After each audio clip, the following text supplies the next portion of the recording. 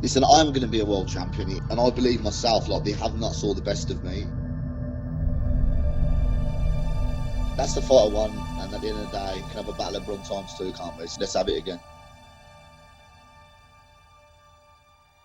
Ready for go for titles now, you know, and I'm literally going to go so hard here now, it's unreal.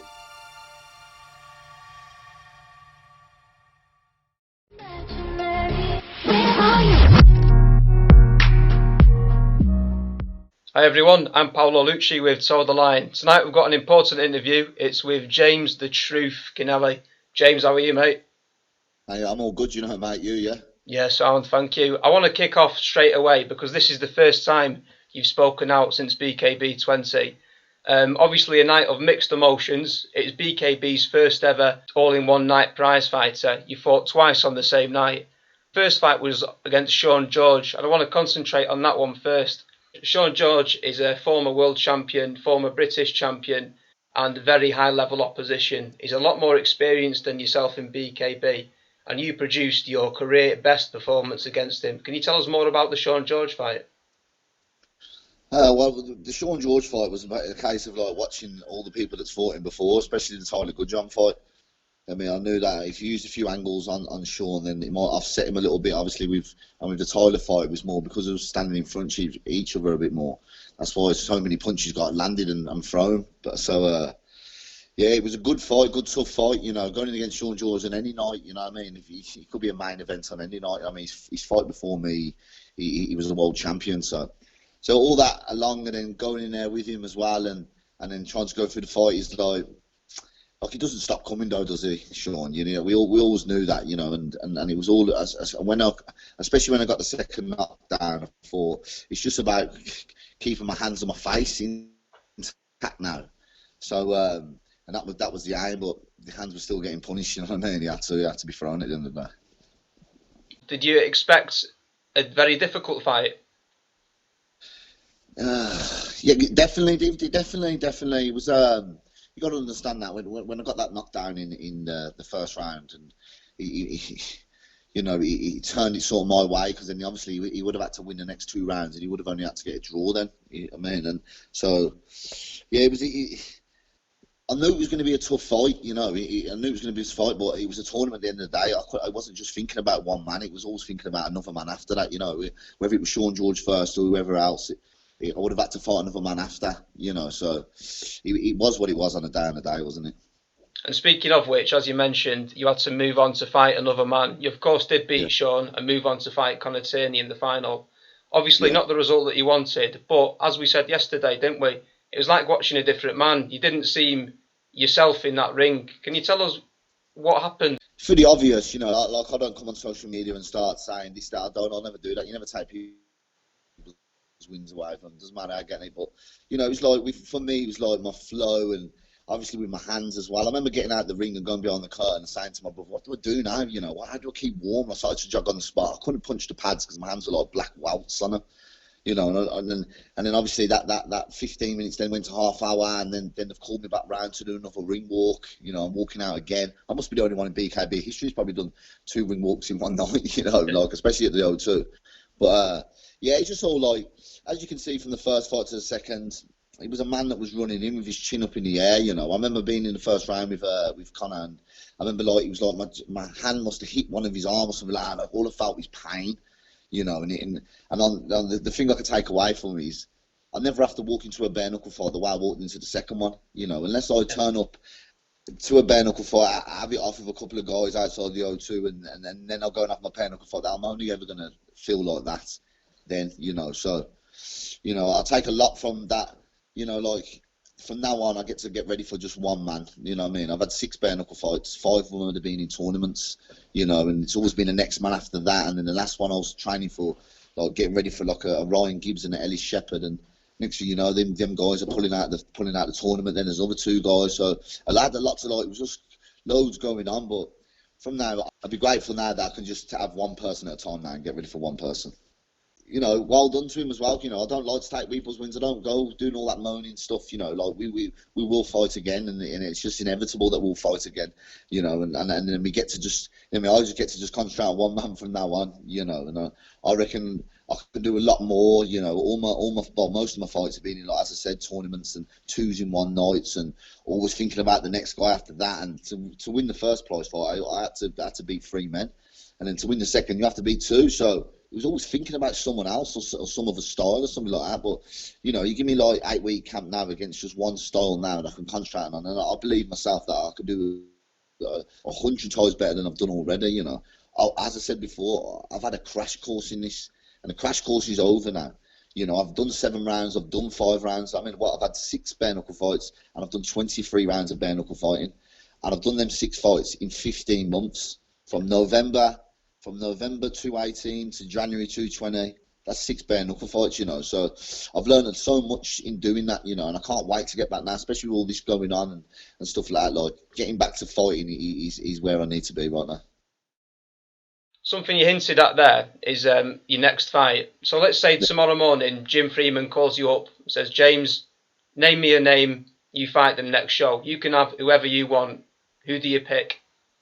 I'd pick the rematch with Tierney one night, you know. You know, I just need to, for my own sake, you know, like, let's go at it fresh this time, you know, like, fair play to you, you know.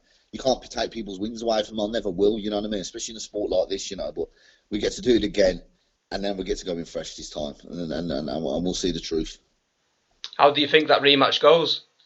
Well, I'm going to feel like we're winning all day long, you know, and that's how it's going to work. Like, we're in a sport, yeah, where you shouldn't be doubting yourself in this sport, you know, and he ain't going to be sitting there thinking, do you know what, he's going to feel like he can do it again, but I'm about to come back to show him that he can't do it again. So, listen, that's the fight I won, and at the end of the day, it'll be a great fight, and we can have a battle of Brum times 2, can't we? So, you know what I mean? And I think he'll oblige, you know what I mean? He's not running, he ain't going to run, he's going to have it, and so let's have it again. So, more than welcome. I'd love that fight, that'd be a cracking one. And I think a few fans on YouTube and social media have called for it as well, so I'd definitely look forward to that one.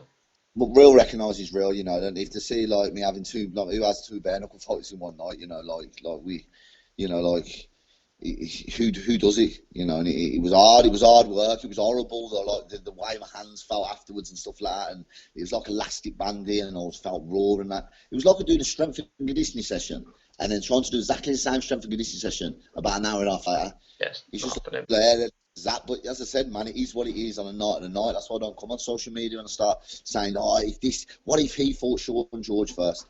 What if I would have had Matty Piper first? What if this would have happened? Forget all that talk, you know what I mean? Like, no one wants to hear it, you know what I mean? And it puts me in a bad light if I start coming out with that shit. So, listen, at the end of the day, we get to fight again. I ain't stopping bare knuckling. I just signed another 3-year contract. And I believe, like, when I look at my career, I've had 6 fights. Look who I fought. I fought Chapman, Smudger, Franco, Tierney, Sean George, what's his name? Griffiths as well. Yeah, Griffiths as well. You know, like, come on, like in 15 months. So I'm just glad that, you know, I get to go back and concentrate on just one guy, and my training is all about just the one person now. I mean, I think I'm done with the tournaments for now, you know. Definitely. And something that you've talked about there. Now, this is a big question, a big one that I want to end on, is that your CV is so impressive. You've got so many pound-for-pound greats on your fight record.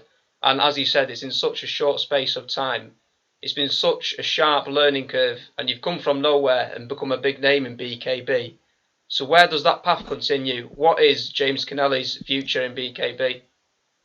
Well, listen, I'm going to be a world champion, and I don't know what weight it's going to be at, you know, because I feel like my last fight was at the 76. Like, I could move up to the 80s, maybe even the 82s, or, you know, I can literally do them weights. I remember the time I was like 14 stone 7, so I can reach them weights, and I can fight at them weights. So, you know, like, I just feel like me getting back into the training like I've done, and everything being so fast and camp after camp after camp.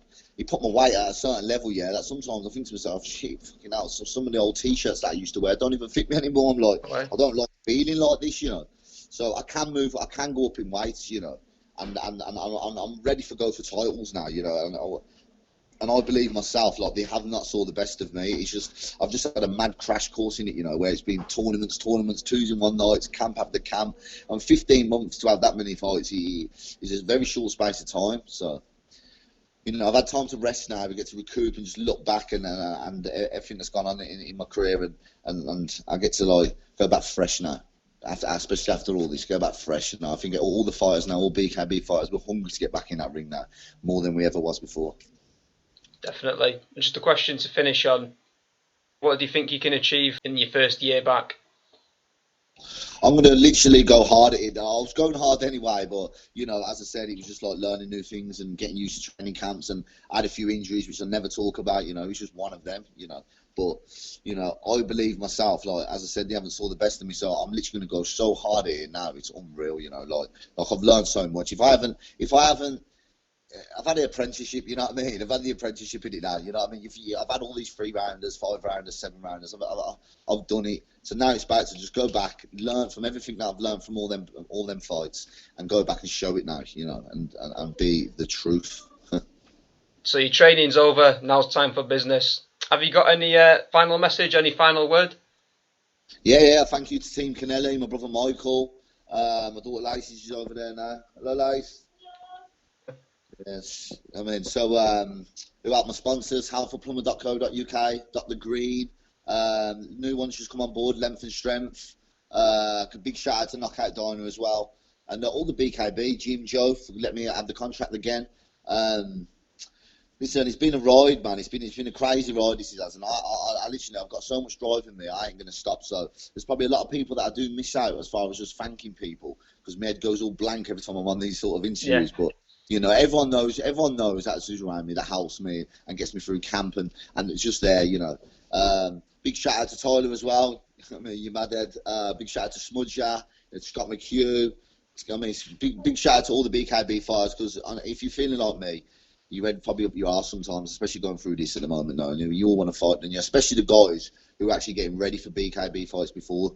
You know, I mean, a couple of weeks before their fight, like Jimmy Sweeney, Tyler, and all them. I mean, I've spoken to Tyler through this, and you know, they weren't happy about it. You know, it's not a nice thing to do. A couple of weeks. You know, we're all going through the same sort of boat at the moment, man. But we'll all get through it, and we'll all be at the O2, flipping 3,000 people screaming once again very soon. So, thank you to everyone that's helped me out in my career. It's as simple as that. I'm really looking forward to it. James, it's been a fantastic interview. Thank you. Best of luck in your future. Yeah, more than welcome, mate. Thank you very much. All right. Thank you, ladies and gentlemen. The Truth.